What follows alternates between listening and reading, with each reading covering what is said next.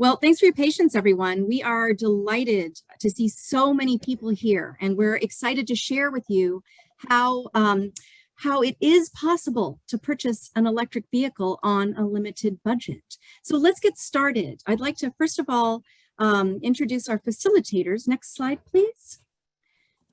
And as I had mentioned, thanks, Linda. As I had mentioned,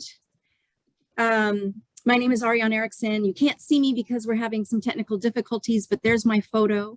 We're also joined by our expert EV ambassador, Sonia Marwood, and she will be answering your questions if you are able to put them in the chat as we go through the presentation. She'll do her best to answer as many of your questions as possible. And then at the very end, if I haven't gotten to your questions, hopefully we can get to them then. I will also be sharing my email address at the very end. So if we have not addressed your questions by the end of this event, feel free to email me and I can answer them afterwards. And finally, Linda Hutchins-Knowles is helping us out both in the background and with translation, helping individuals in the chat translating the responses to the questions, and she will also be speaking at the very end. Next slide. So we want to thank our sponsor, Electrify America. Electrify America runs a network of fast charging stations, and they are underwriting this event. And this event is a partnership of Drive Clean Bay Area, and it's part of the ZEV Families program. Next slide. So we'll start very briefly with a little bit about Actera. Our mission is to bring people together to create local solutions for a healthy planet. We've been around for a long time, since the first Earth Day in 1970. And right now we are very laser focused on addressing climate change while also advancing equity. And as I mentioned, we are based in the San Francisco Bay Area. Next slide. All right, objectives of this event. I have mentioned that we want to inspire, inform, and support you or anyone who might be on a tight budget to afford electric vehicles. And we are going to show you how. Let's start with our agenda. Next slide, please. All right, we're starting off with a brief discussion of the benefits of driving EVs. Then we're going to take a deep dive into all the financial incentive programs that can help income qualified residents afford electric vehicles. We'll talk briefly about the application process, and then we'll take questions and answers. And then we hope that you will stay to take our survey, because that is where you can give us important feedback on how we've done today. And it is also your opportunity to sign up for a follow-up individual one-on-one consultation. And that is your opportunity to really figure out which of these incentive programs fits your lifestyle and your budget. So hopefully you'll stay to the end in order to take our survey for those two important reasons. Okay, so we're going to start with a very brief definition of what exactly is an electric vehicle. Next slide. Well, this image here is not an electric vehicle. It is a gas car. And you should be familiar with the combustion engine and the gas tank and the gasoline that goes into a gas car. You can see that there's pollution coming out of the tailpipe. And this is the car that is going to be a dinosaur in a few years' time, because we are converting to electric vehicles. Let's take a look at the next image. All right, about 10 years ago, hybrid vehicles started coming onto the scene. You'll recall the Toyota Prius was one of the very first hybrid vehicles. And hybrid vehicles have both the green portions on this diagram as well as the red portions. So hybrid vehicles have rechargeable batteries, and they have an electric motor, which helps propel the car forward. Now, the thing about conventional hybrids is that the driver does not have control over when the vehicle uses its battery to propel itself versus when it uses gas to propel itself. But it does enable the vehicle to use electricity at certain times, such as at low speeds, and it does save the gas tank from being used on occasion. Now let's look at the next slide. There is now a newer type of hybrid that is on the market, and these hybrids are called plug-in hybrids. They're called plug-in because their battery, you can see in this image, is a little bit larger, and it's a little bit too large for the engine to recharge it. Instead, it needs to be plugged into an external power source in order for the battery to be recharged. And that's why it's called a plug-in hybrid. It still has a gas tank and a combustion engine, and it still uses both electricity and gas. But because it's a plug-in hybrid, it is designed to ensure that the driver actually has control over when the car uses electricity versus when it uses gas. The driver gets to choose. So if you are driving a plug-in hybrid, you can keep your battery charged and run on electricity for 99% of its usage. Hopefully, you'll only need to use the gas tank when you take long trips. And that's a benefit of actually purchasing a plug-in hybrid when most of your trips can be managed using the battery alone. But if you have a long commute or if you take a long trip, then you can decide to switch into using the gas tank. All right, next slide. So finally, when we get rid of the red pieces of the diagram, we are left with a 100% battery electric vehicle. You can see now this battery in the car is very large. It does need an external power source in order to be charged. It runs completely 100% on electricity. There is no gas tank and no engine. Next slide. All right, so the question you want to ask yourself if you're deciding between a 100% electric vehicle and a plug-in hybrid is, you want to ask yourself, how much do you use the car? If you have a short commute, if you have access to a three-pronged outlet, either in your garage or somewhere on the exterior of your house that will make it extremely easy to charge your car, those are instances where you can feel safe to go 100% electric. However, if you live in an apartment complex and you don't have access to home charging, or you don't have access to workplace charging, or you tend to take a lot of long distance trips, those are instances where you might want to choose a plug-in hybrid. Next slide. All right, let's get into the benefits of driving an electric vehicle, and there are a lot of them. Next slide. Number one, cleaner air and healthier communities. You saw from the diagrams that a gas-powered car emits pollution. A plug-in hybrid vehicle, because you are sometimes using electricity, does emit fewer pollutants out of its tailpipe. And a 100% electric vehicle emits 0 pollutants out of its tailpipe. This actually is, we can, sorry, Linda, if we go back, this is just an example of all the pollutants that come out of a tailpipe of a gas-powered car. So, and they cause all kinds of health problems to human beings. They harm buildings, and they're detrimental to plants and animals as well. In humans, they cause anything from eye irritation to allergies to lung disease, heart disease. These pollutants are especially challenging for elderly people and for young children. We want to get the pollutants out of our atmosphere. So the next slide that you saw a sneak preview, an electric vehicle has no tailpipe. So none of these pollutants are emitted into the air when you drive an electric vehicle. Next slide. All right, so as we mentioned, Actera is laser focused on climate change and what we can do to mitigate the worst effects. So we believe that really one of the single biggest things that any individual can do to fight climate change is to switch to an electric vehicle. The next slide is going to show you a pie chart. This is a pie chart of California's carbon emissions. And as you know, carbon dioxide is a greenhouse gas that is contributing substantially to climate change. So this shows what sectors are responsible for California's carbon emissions. And you see the big blue arrow pointing to an enormous slice of the carbon pie with a little vehicle, a little car inside that slice. And what that represents is the transportation segment of the carbon pie. And in California, 41% of our carbon emissions is due to transportation. And most of that slice of the carbon pie, the transportation slice, is comprised of passenger vehicles. Now, here in the Bay Area, where most of us are located, the slice of the carbon pie due to transportation is even bigger because we have community choice agencies that are responsible for providing us with renewable energy. And because of that, the electricity sector right here in the Bay Area, that portion of the carbon pie is even smaller than it is statewide.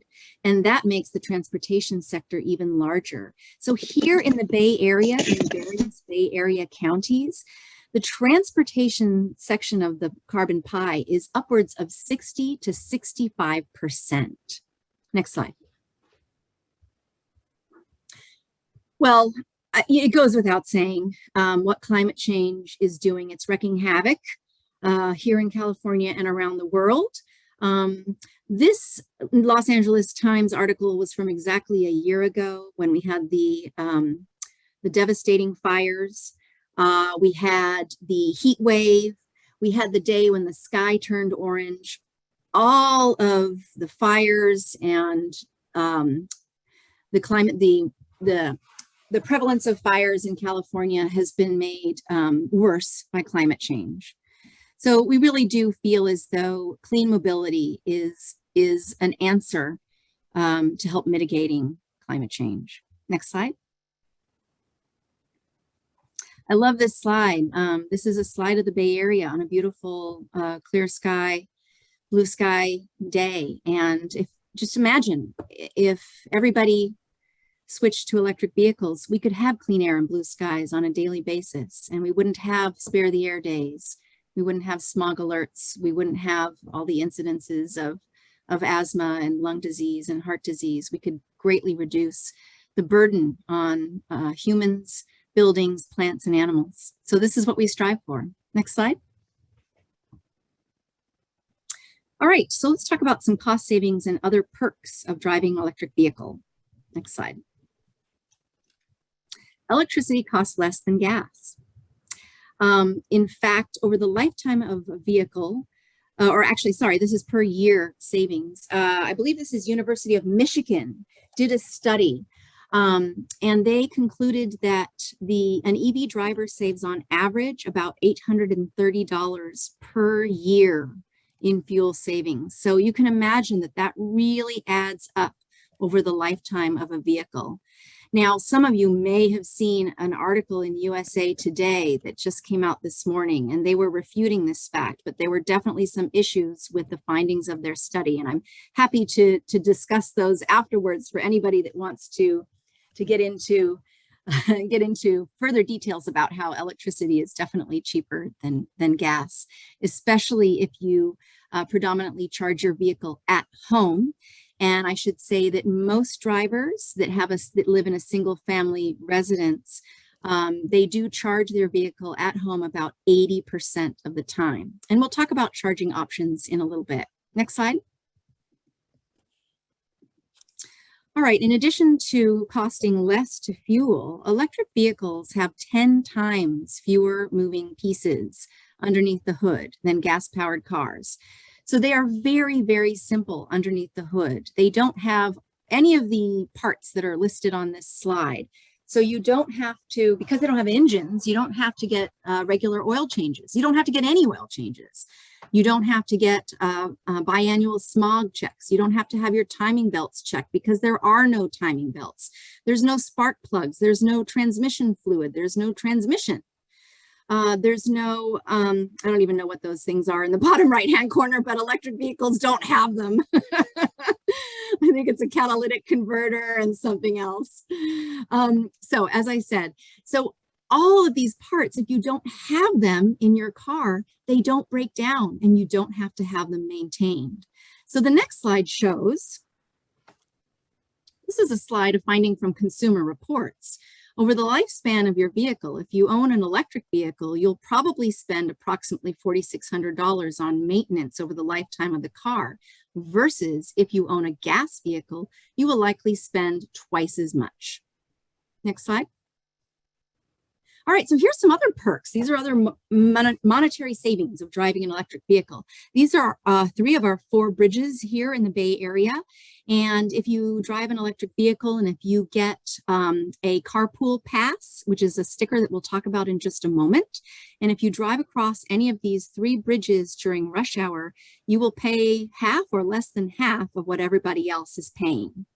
This advantage is not doesn't work on the Golden Gate Bridge, but it does on all the other bridges. Next slide. Great. So here is the carpool lane clean air vehicle sticker that I had just mentioned. If you own an electric vehicle, this is one of the best perks of owning an EV here in California. You actually get to drive in the carpool lane as a single occupant. You get these clean air access stickers when the car is brand new. You have to apply, you fill out a form online and you send a check for $22. And then in a few weeks' time, you get this sticker, you put it on your car, and you get to drive in the carpool lane by yourself during rush hour. We all know that the pandemic is waning and traffic is back in the Bay Area. And so, you know, this is a fantastic perk. Each one of these clean air vehicle stickers lasts for up to 4 years. And if you're purchasing a used vehicle, and if the clean access vehicle sticker is expired, if you income qualify, and we will discuss that in more detail shortly, if you income qualify, then you actually will be able to get another sticker that renews your clean air vehicle access for up to an additional 4 years if you purchase a used vehicle whose sticker is expired. Next slide. Okay, we can't overlook the fact that electric vehicles are easy and fun to drive, and they're actually very easy to charge. Next slide. So here's an image of someone as soon as they get inside an EV. You really do have to drive one or sit in the passenger seat in order to experience just how much fun they are to drive. And that is because they have an electric motor rather than a combustion engine. There's instant acceleration, there's instant torque to the wheels, and so the car accelerates instantly. There's also no vibration because there is no engine. And there's very little noise when you drive an electric vehicle. So it's smooth, it's quiet, it's fast. And EV owners like to talk about the EV grin that you get when you're driving one. Next slide. All right, so let's talk about charging, because some people have a hesitation about switching to an electric vehicle because it's just a different paradigm of fueling your car. Yes, it is very different, but it is very much akin to another way that we charge another device that we all have. Charging your car is very, very similar to charging your cell phone. It's that easy. So when you first bring home your electric vehicle, it comes with a charger cord, and that is the cord that you see on the very left-hand side of the screen. And that will enable you to start charging your car the moment you bring it home, as long as you have access to a 3-pronged outlet, hopefully in your garage or somewhere on the exterior of your house. All you do is plug one end of this charger cord into the outlet, you put the other end into your vehicle port, and you are charging. It's as simple as charging your cell phone. Imagine not having to go to a gas station where you're smelling the gasoline fumes and you get the gasoline on your hands and you pay a lot more money. It's very easy. A lot of people, what they do is when they are home for the evening, they will start charging their cars at that point and leave them charging overnight. And when you do so using this level 1 method of charging, which I just described, it is a very slow charge. However, if you charge your car overnight, you will end up getting approximately 40 miles of range by the time you're ready to use the vehicle the next morning. Most Bay Area residents have a commute of 20 miles or less. So if you're charging your car and it's getting 40 miles of range added to its battery overnight, that is twice the amount that you're going to need on your daily commute. However, some people do have longer commutes, and that is when you want to start thinking about maybe installing what's called a level 2 charger. A level 2 charger uses 240 volt wiring, and it uses an actual a wall box that you do have to purchase, which is the same as the charging system that we are giving away in our drawing. It looks similar to this one on the left-hand side underneath the words level 2. So it costs about $600 to purchase, and then you are going to have additional costs for installation because it does need 240 volt wiring. So there is an upfront cost to installing a level 2 charger. However, it does vastly increase the speed of your charging. On level 2, you can get about 25 miles of range per hour of charging. So you definitely want to invest in this if you have long commutes or if you otherwise really want to have faster charging than level 1. You can also access level 2 charging through public charging stations. And you can see an image there of the charging station right in the center of the screen. That happens to be a charge point charging station. And those, you do pay for those. And it is a little bit more expensive than using your own electricity from your home, but it's also very convenient. They're located in retail shopping centers. They're located in community garages, near community centers, public libraries. They're actually being installed everywhere. And they're quite ubiquitous, especially here in the Bay Area. Now, there is a third level of charging that you're not going to use as often. It's called level 3, otherwise known as DC fast charge. And this is the fastest type of fueling that you can do with an EV. Using these level 3 chargers, which are only available publicly, you can't install one in your home, but they're publicly available. And when you use one of these chargers, you can get between 130 to 200 miles of range per hour of charging. And actually, these fast chargers are getting even faster than this. And the vehicles themselves are also becoming faster. They're starting to be able to make the vehicles so that they can accept even faster charging. So in the future, it will not be uncommon to be able to charge your vehicle at one of these fast chargers in 10 or 15 minutes. That time is coming very soon. You really only use these fast charging stations when you are taking road trips, and they're often located by the side of the freeway. So similar to fueling your car when you're taking a long distance road trip, only you're doing it using a DC fast charger because you have an electric vehicle. Next slide. Okay, so what about if you live in an apartment? It's a lot harder, I'm going to be honest, but we're working on it. And my colleague Linda is going to talk about ways that you can help get more access to charging in apartment complexes.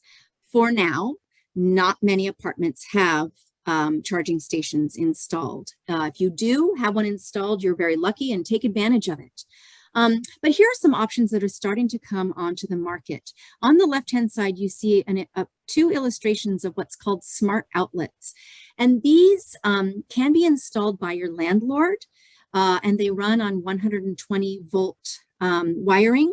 So they're relatively easy to install because you don't have to you don't have to upgrade your wiring to 240 volts. And what these do is it enables the tenants to plug in their vehicle into these outlets and charge at a level 1 speed, which is the slow speed.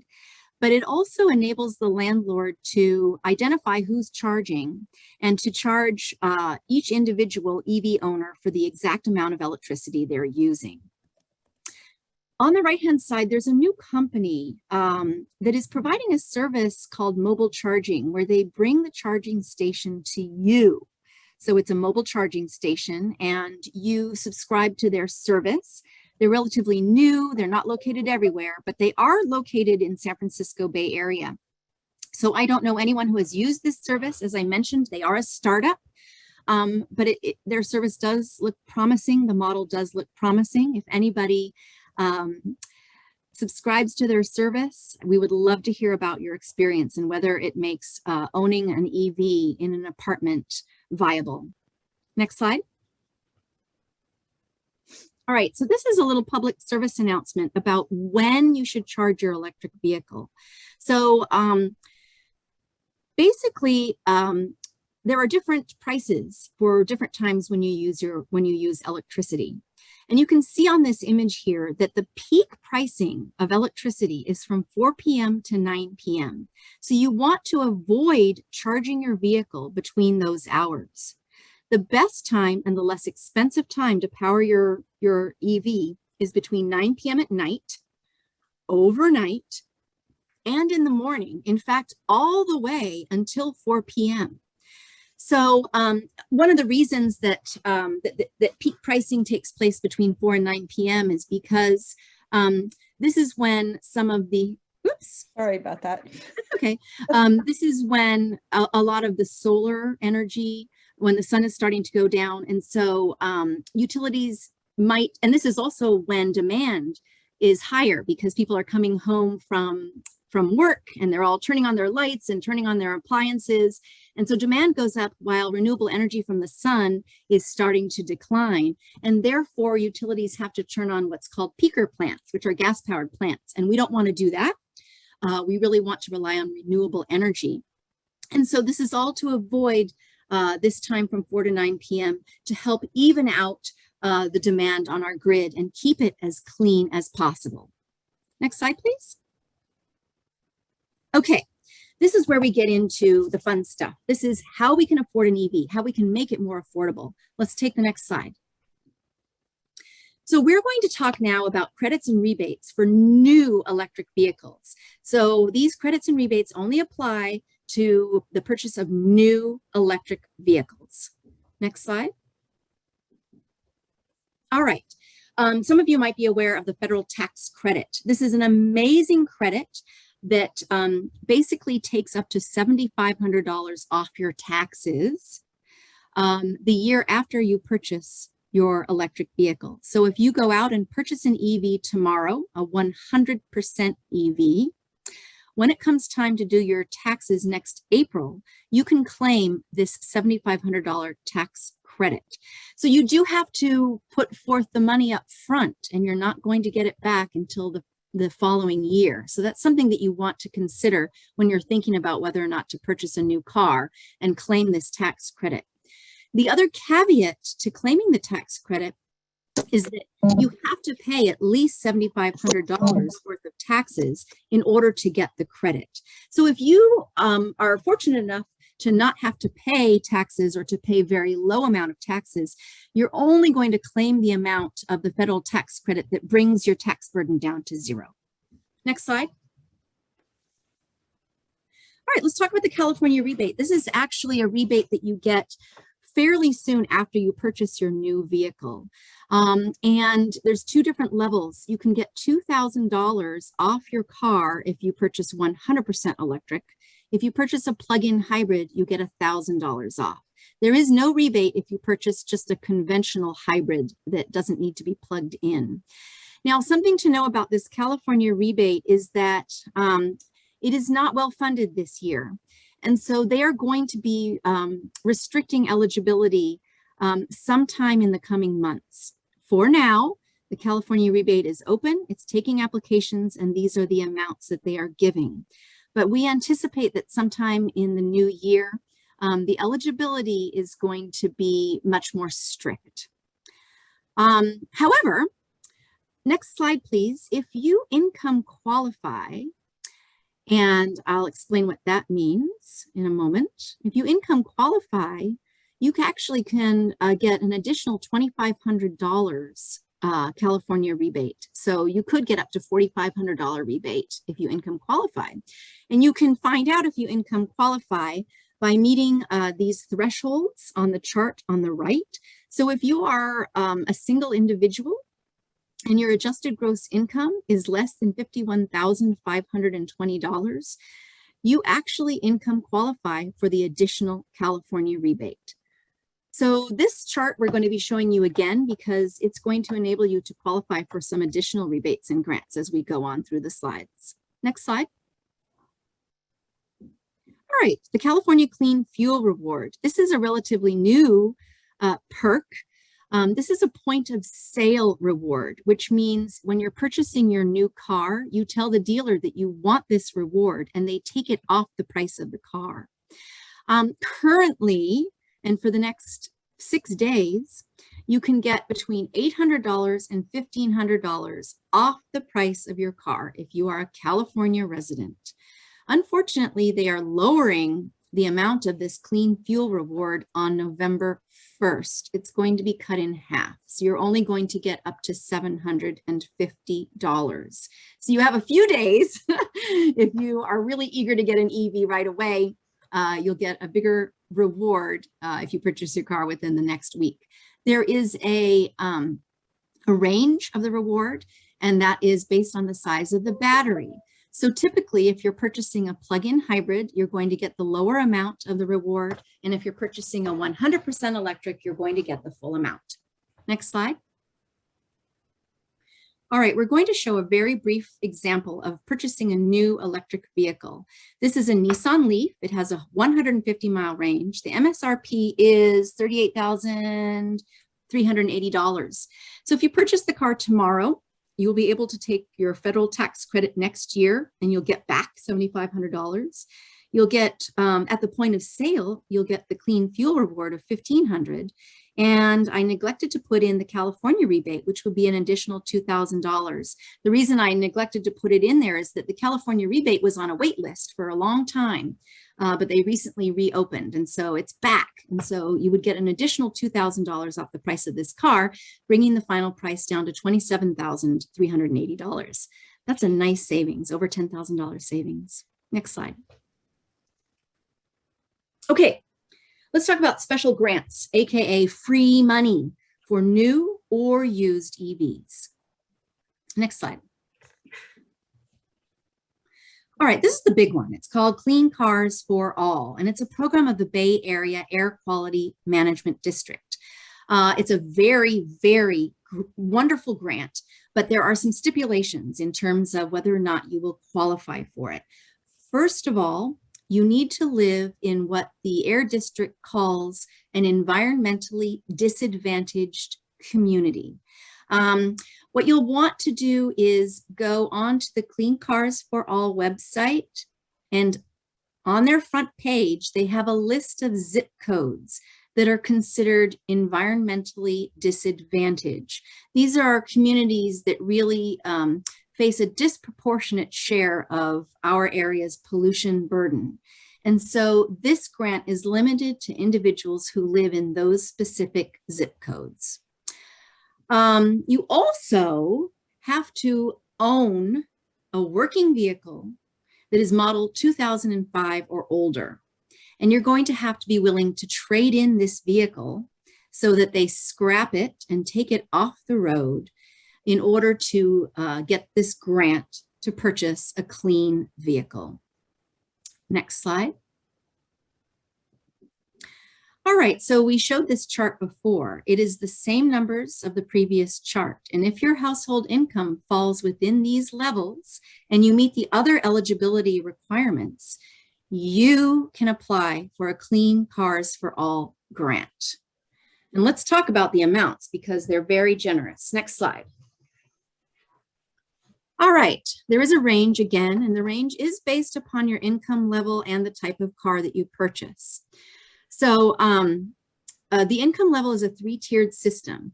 So on the previous slide, if you fell way underneath those income thresholds, you are likely to get most of this rebate or all, and that's up to $9,500 towards the purchase of a plug-in hybrid or a 100% electric vehicle. And this, with this grant, you can purchase either a new or a used vehicle. If you barely fell within those income thresholds, you're going to get less of amount, probably closer to the $5,500 amount. One more thing I should add is that with this grant, They also provide you with up to $2,000 towards the purchase and installation of a home charger. So that's another great perk. It's a fantastic program. Next slide. Here's an example of how you can use the Clean Cars for All grant.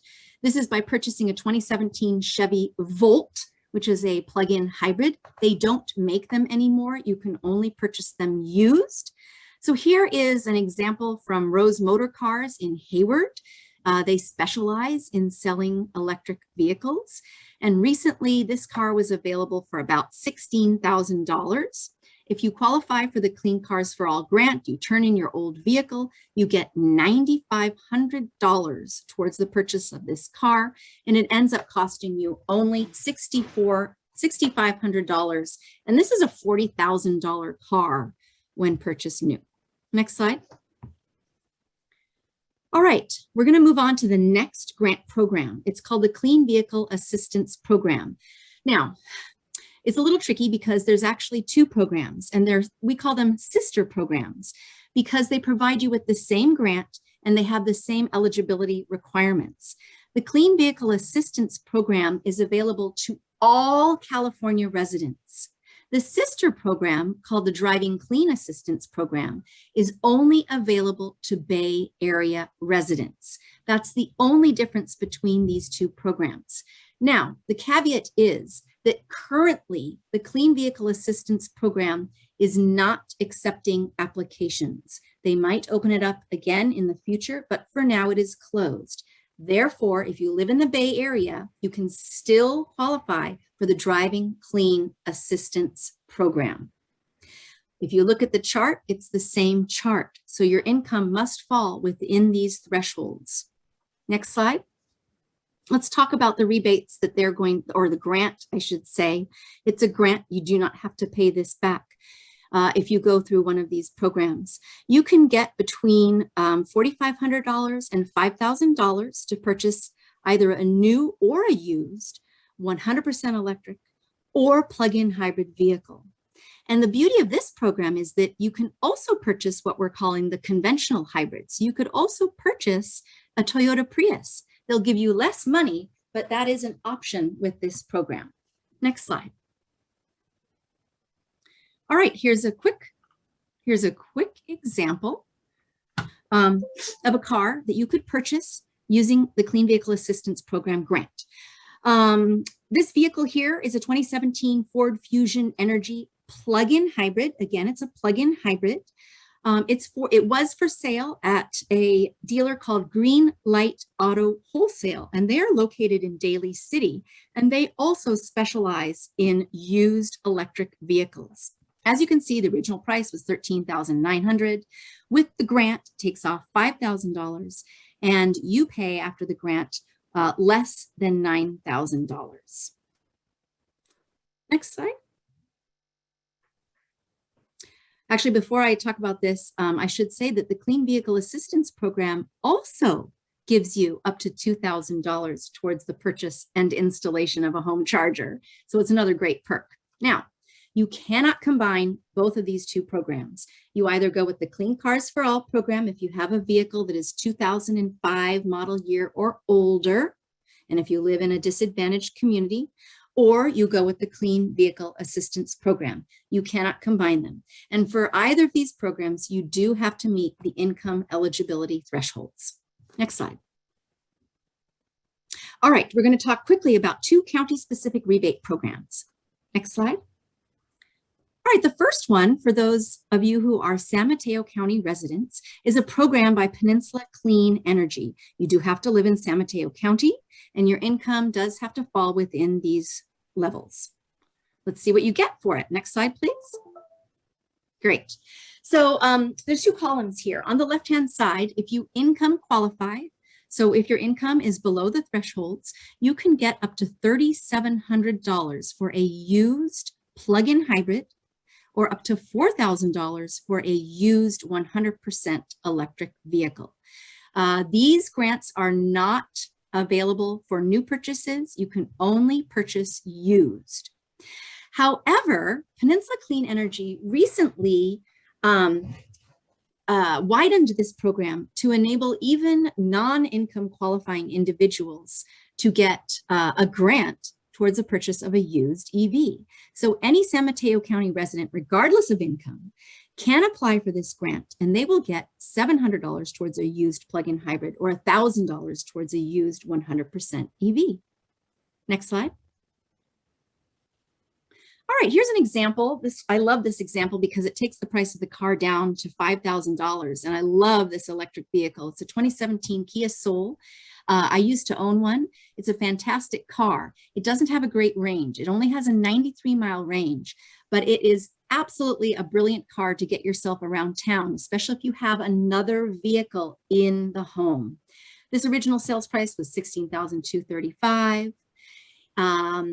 You can combine the Peninsula Clean Energy Grant with the Clean Cars for All grant or the other grant that we discussed. So imagine stacking all of these grants on this vehicle. It brings the cost down to $5,000, less than. Next slide. All right, for those of you who live in one of these North or East Bay cities in Contra Costa County, Marin County, Napa County, or Solano County, you actually can qualify for Marin Clean Energy's EV grant.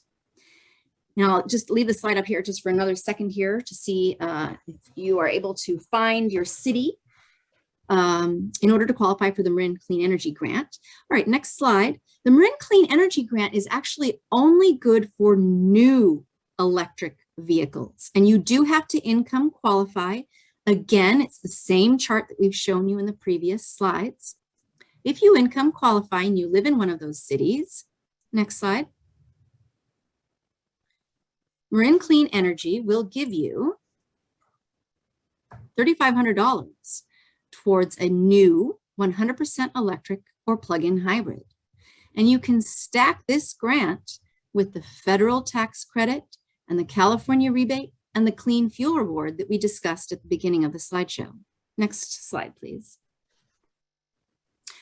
All right, and I started to mention that you can combine these county-wide grant programs with the Clean Cars for All or the Clean Vehicle Assistance Program. So it's even more money, and you're even luckier if you happen to be a resident and a customer of Peninsula Clean Energy or Marin Clean Energy. And these are two examples of community choice agencies that are providing 100% renewable energy to their customers. Next slide. All right, so very, very briefly, we're getting to the end here. I just wanted to mention that there are even more grants available if you live in Alameda or the city of Santa Clara or the city of San Jose. And we'll provide links to those rebates in the materials that we send you after this event. And new rebates are actually coming online all the time. And so it wouldn't hurt for you to go to your own city's website and see if they have a section on clean mobility or electric vehicles, because more and more cities are coming on board and providing rebates and discounts as well. Next slide.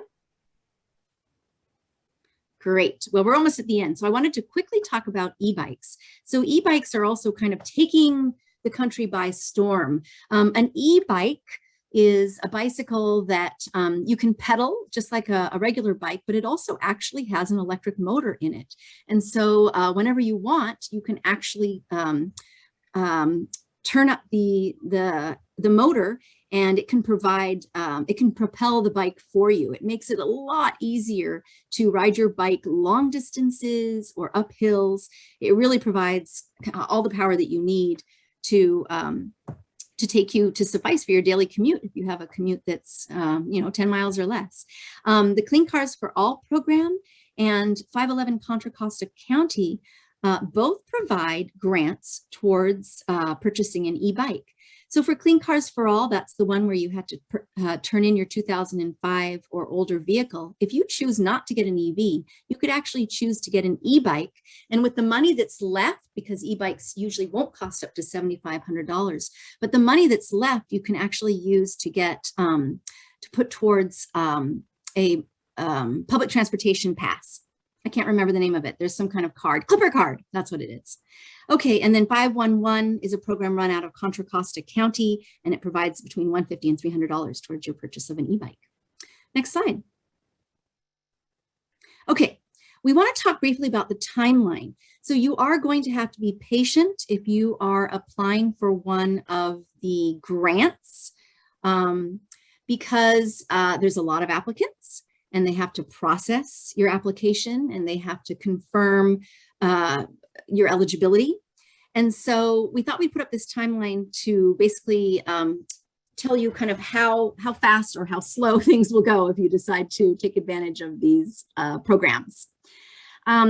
Before you purchase your vehicle, you're going to want to submit your application for any of the income-based grants that we discussed, and they will take between 3 and 6 months to process your application.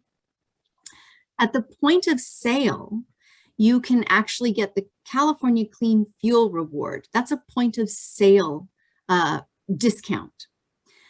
The discounts and rebates that happen after your purchase are the California State Rebate, which you apply to online after you bring your car home. It will take about 3 to 6 months to get that rebate. You get it as a check in the mail. And also after you purchase your car is when you fill out the application for your carpool stickers, and they can take approximately a month. And then finally, the tax credit, as I mentioned, you don't get until after you file taxes the following year.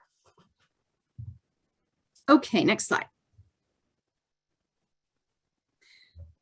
So how do you get started on your path to EV ownership? We're going to send you a lot of follow-up materials, and so you can peruse those follow-up materials on your own. We're going to send you a worksheet that you can do that will help you identify which grants meet your lifestyle and your budget.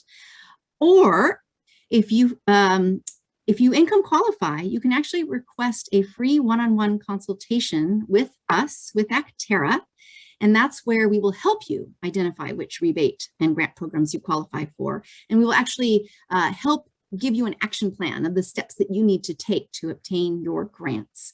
So what you want to do is request a follow-up consultation when you complete our survey at the end of this event, which will be very shortly.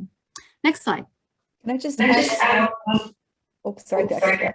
We do consultation in Spanish and in English. Just make sure folks know that. Thank you. Yeah. Great. Okay. So Henrietta is someone who received a Clean Cars for All grant, and she was able to purchase her dream car, a Chevy Bolt in Cajun red. And her quote is that I have found out for myself what a life-changing, I can't read it, experience an electric vehicle can be. All right, next slide. So now I'm going to hand it over to my colleague, Linda, and she's going to talk a little bit about the challenge of EV charging access for people who live in apartment complexes. Thanks, Ariane. I'll keep it short. I know we're running near the end, but this is a really timely issue because we have a chance to change this right now. If you live in California and you are going to move into a new apartment or condo, only 40% of the parking spaces will be pre-wired for EV charging. But if you live in a new single family home, ever since 2015, 100% of the houses that are newly built are required to be pre-wired for EV charging. And so this is a big inequity. We're looking at 60% of people that live in new apartments or condos not having access to park these EVs that maybe they've qualified for a generous rebate for, but where are they going to park them? So Actera is part of a coalition called the, the EV Charging Access for All Coalition. And we have created a very simple way for you to raise your voice if you would like to stand with us and insist that when the building codes are updated and the new code is coming very soon, that they bump that up to 100% and require that condo dwellers and apartment dwellers have the same access to charging as people in single family homes. If you'd like to participate, you just simply click this link and we'll put it in the chat and we'll send it in the follow-up. It's a little bit.ly link to Newsome EV Equity. It will provide you with a pre-written email to Governor Newsom, and you can just send it as is. You don't have to add anything, or you can personalize it if you want to tell him why EV charging access is important to you. We want to flood Governor Newsom's inbox with hundreds or thousands of emails demanding that he champion access to charging for all, not just for single family residents. So please raise your voice with us. Let Governor Newsom know he can be a champion on this. His agencies are not doing the job and he could push them to do it.